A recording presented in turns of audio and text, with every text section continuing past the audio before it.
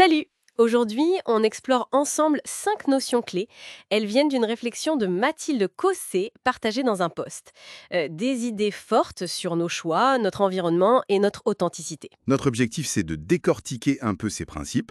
On va regarder de plus près l'influence de l'environnement, la vraie valeur de la santé, la force de la persévérance, l'authenticité comme source, et puis le courage de choisir. Prêt? Ah oui, tout à fait. Ce sont des thèmes universels en fait. Ils nous poussent à réfléchir à ce qui donne vraiment du sens à nos vies. C'est pertinent pour tout le monde, je crois. Alors commençons par la première idée. Ton environnement te façonne plus que ta volonté. Ça m'interpelle. L'idée qu'un gros changement de cadre peut être plus efficace que de lutter contre des petits trucs au quotidien. Qu'est-ce que ça t'évoque? Expert speaker. C'est une observation très juste. En fait, ce que ça suggère, c'est que parfois, ce qu'on voit comme un manque de discipline, ça cache peut-être simplement une absence de cadre porteur, tu vois. Un cadre porteur. Voilà. Ça souligne l'importance de choisir activement, consciemment son environnement. Un environnement qui nous soutient, plutôt que de juste subir celui dans lequel on est. Ce n'est pas nier la volonté, attention, mais c'est reconnaître le poids du contexte, quoi. Intéressant comme angle. Ça nous amène assez logiquement à la deuxième notion, plus viscérale peut-être. La santé est un véritable luxe. Bon, ça, difficile de dire le contraire. Oui, c'est assez direct. Quand la santé commence à flancher, tout le reste semble secondaire. Le texte le dit bien, face à la maladie, il n'y a plus qu'un seul problème.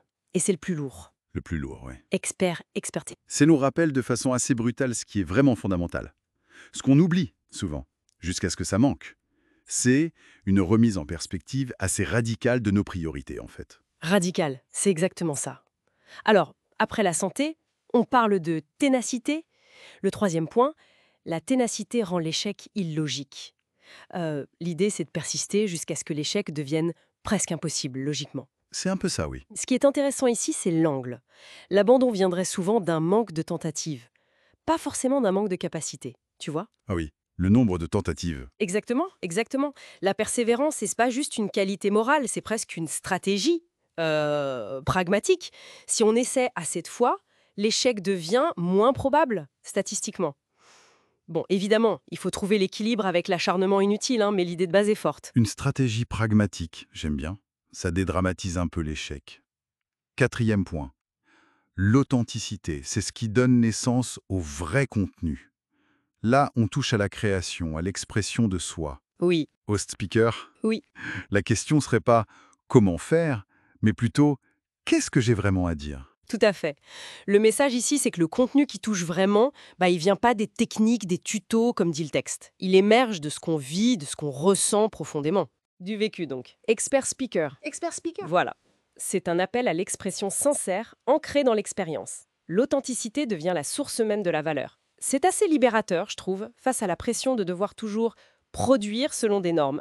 Et on peut faire le lien, d'ailleurs, avec le premier point, sur l'environnement. Ah oui, bien vu. Un bon environnement pourrait aider à être plus authentique. Justement, un cadre soutenant peut faciliter cette expression vraie. Et ça nous mène au dernier point, qui boucle un peu la boucle.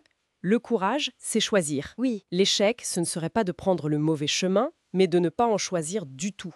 L'indécision. expert speaker. C'est une distinction clé, je pense. L'immobilisme, l'incapacité à trancher, c'est ça le vrai piège, selon cette vision. Prendre une décision, s'engager, même si la voie est difficile ou imparfaite, c'est ça l'acte de courage essentiel. Choisir, c'est avancer. C'est ça qui permet le mouvement, l'apprentissage. Même si on doit ajuster la trajectoire plus tard, au moins, on est en chemin. Donc, si on récapitule, on a ces 5 piliers. L'impact de notre environnement, la priorité vitale de la santé, la force logique de la ténacité, la puissance de l'authenticité et le courage fondamental de choisir. Ça forme un ensemble assez cohérent, non? Absolument. Ces principes ne sont pas isolés, ils s'éclairent les uns les autres. Ils dessinent en fait une approche de vie où nos choix conscients, notre cadre, notre bien-être, notre persévérance et notre sincérité sont tous liés. C'est une invitation à plus d'intentionnalité en gros. Hmm. Et pour que chacun puisse continuer à y réfléchir, peut-être une dernière question à emporter.